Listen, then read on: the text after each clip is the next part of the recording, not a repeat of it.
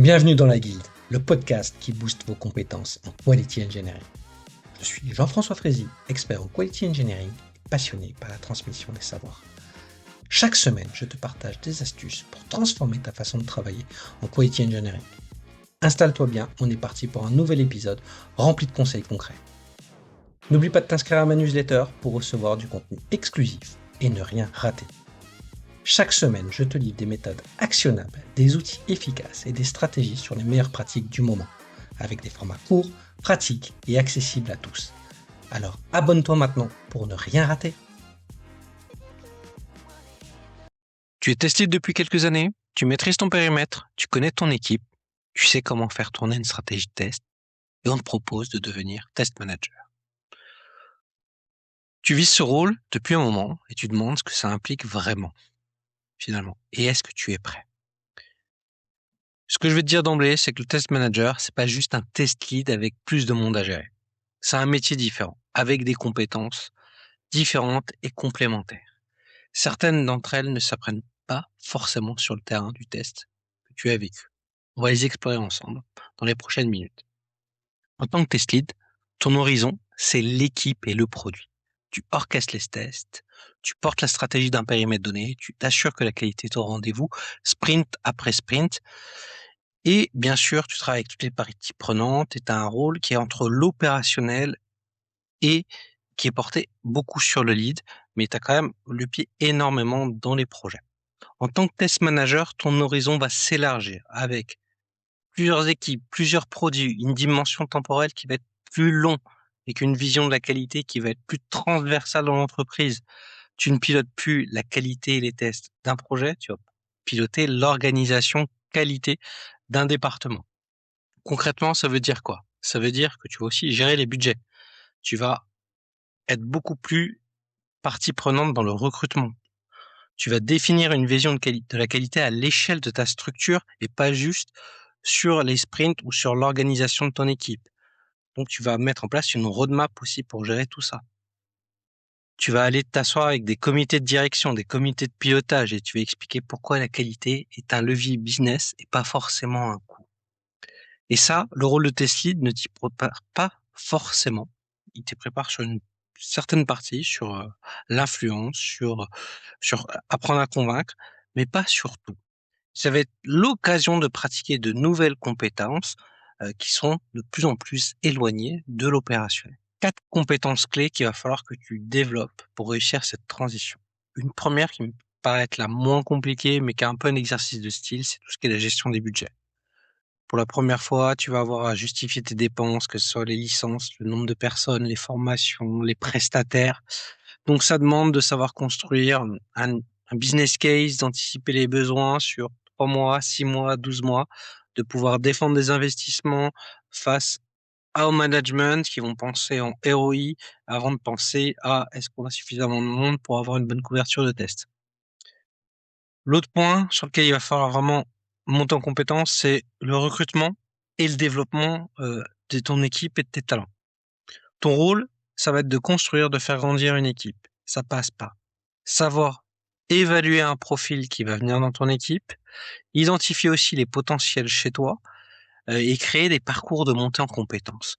Le but, c'est pas que les gens ils stagnent dans leur rôle, mais de les faire grandir, que ce soit de façon opérationnelle ou sur leur leadership.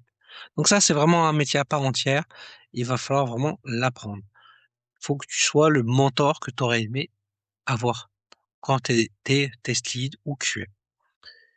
La communication qui va être de plus en plus stratégique. Même si tu l'as commencé à y toucher lorsque tu étais test lead, en tant que test manager, tu vas t'adresser à des interlocuteurs qui sont de moins en moins dans la technique et qui gèrent de plus en plus des budgets.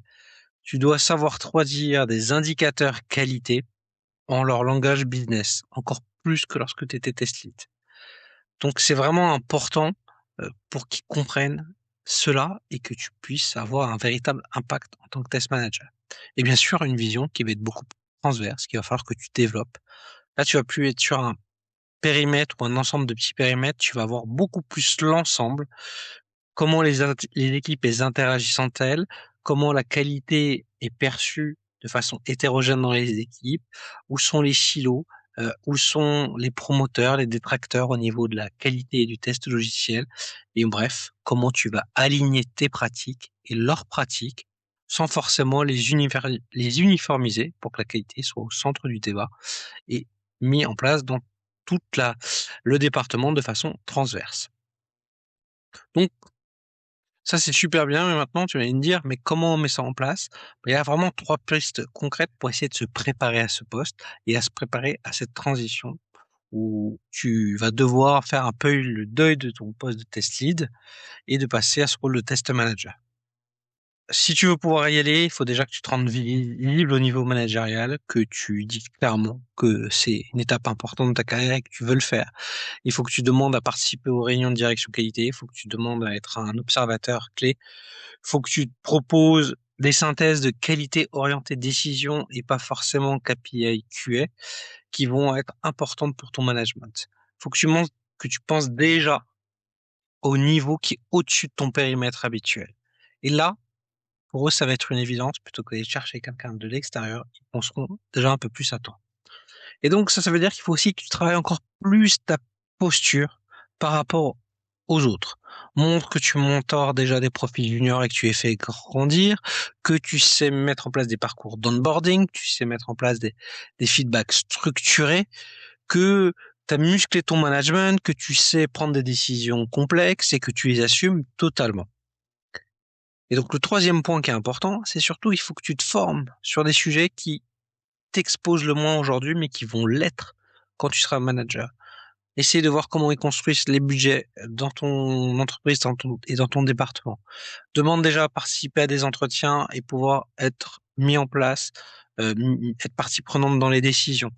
Demande comment se gère la communication avec le top management. Intéresse-toi à ce qui se passe en haut et de manière transversale. Va euh, dans les présentations des autres équipes pour voir comment déjà ils font la qualité et le test. Montre que tu es visible et que tu as envie. Bien sûr, ne délaisse pas ton projet parce que tu es encore test lead. Il faut que tu performes dessus.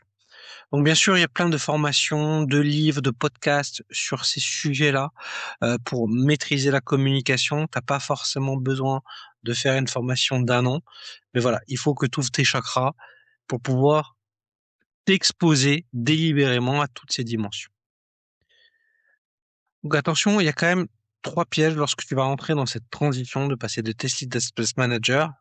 C'est que toi, tu vas toujours rester dans ta zone de génie. Donc le test lead, c'est rassurant et que tu dis, il est encore dans les 2 postes, il faut que je le fasse.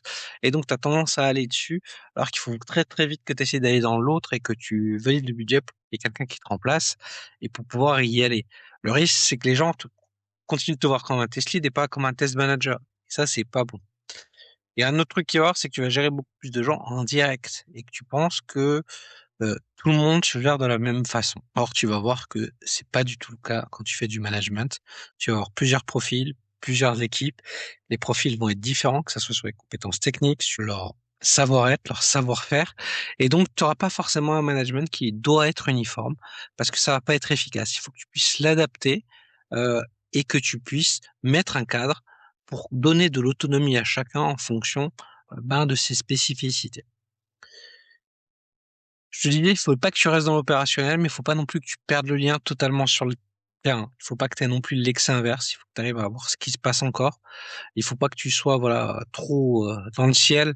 Il faut vraiment que tu gardes quand même une réalité opérationnelle. Parce que le risque, c'est que tu prennes des décisions qui vont être totalement déconnectées de la réalité du projet, de ce qui se passe, et qu'on te remonte plus les problèmes.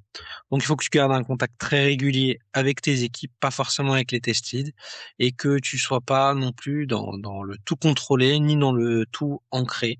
Donc, il faut que tu puisses à trouver le bon point d'équilibre, et ça, c'est avec l'expérience que ça vient. Donc, en 3 mots, ce qu'il faut que tu fasses, faut que tu élargisses tes horizons, que tu délègues et que tu travailles ta capacité à influencer, à être la bonne personne pour faire le test manager. Donc pour cela, n'oublie pas d'élargir ton horizon au-delà de ta fonction de test lead d'aujourd'hui, de, de penser à bien déléguer l'opérationnel, d'avoir quelqu'un qui te remplace dans ce que tu faisais pour libérer ton énergie, pour que tu aies le temps et de mettre en place une stratégie, d'influence, de tout mettre en place pour pouvoir parler business et décisions opérationnelles avec le langage de la qualité, avec ton top management. Donc le test manager qui va réussir sa transition, c'est celui qui va accepter pas de plus être le meilleur testeur de la pièce, mais c'est celui qui va comprendre les enjeux des testeurs, de la qualité et aussi du business, pour que la qualité soit vraiment au centre de son organisation. Je vous dis à très bientôt dans la guilde. Au revoir. Merci d'avoir écouté cet épisode. C'est grâce à toi que la guilde continue de grandir. Si tu as aimé, n'hésite pas à partager autour de toi et à laisser un avis 5 étoiles sur ta plateforme préférée. Je te donne rendez-vous au prochain épisode avec encore plus de conseils pour booster tes compétences.